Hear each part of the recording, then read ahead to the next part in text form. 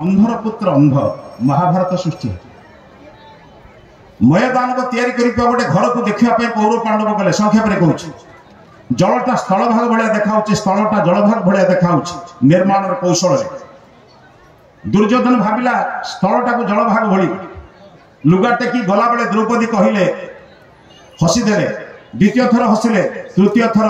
जलटा को स्थल भावी गला बेलू बुड़ीगला कहले अंधर पुत्र अंधा कौन करता छातीर छुरी भाया बीतीगला से दिन दुर्योधन संकल्प कला यदि सुजोग आसे ये नारी को जदि मु कष्ट न देवी मो ना दुर्योधन हुए शकुनी साहाय्य कला फल कौन है आपण मैंने जानी बाणी ऐसे कहे मन को आपा खोए कबीर कहले एमती सुंदर कथा कह चैतन्य को बाणी कह चैतन्य कौन कहले कहले जगाई माधे डकायत तो मो पाखु पठे दियो मुझे बदल देवी राजा डरिले कहले पठा मो पाखु धरी आने चैतन्य पाखे छाड़े चैतन्य पाद सेवा करने बेले दीटा डकायत कहते नर हत्याकारी कहते आम लोक हत्या करूँ मारीछु आम पाद आप दौरान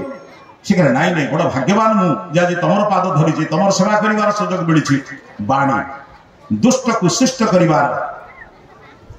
आम भाषा एमती बदल तुम भाया भल लोक कहीं ना कौन बुझे कि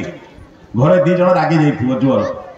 आम बाप मान को पचार आप घरे छुटिया दर्पण थी तो जदि केत स्त्री रागी जाइए जो घरे दर्पणटा टंगा हो ना ताको नहीं देखी कहूँ देखनी रागिला बेले के सुंदर देख मुटा आए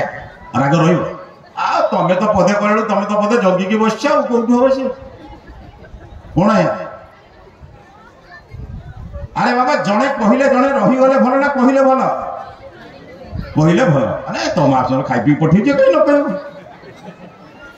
आम शास्त्र में कहुई सहनशीलता कहुई ना वाक्यशीलता हम कहुई कौन शिखिले आम जी सही लोके प्रशंसा कर देख ये बहुटा सही सही शाशु को बदली देला बर निजे बदलला गृहस्थ जन बुझे सानंदम सतनम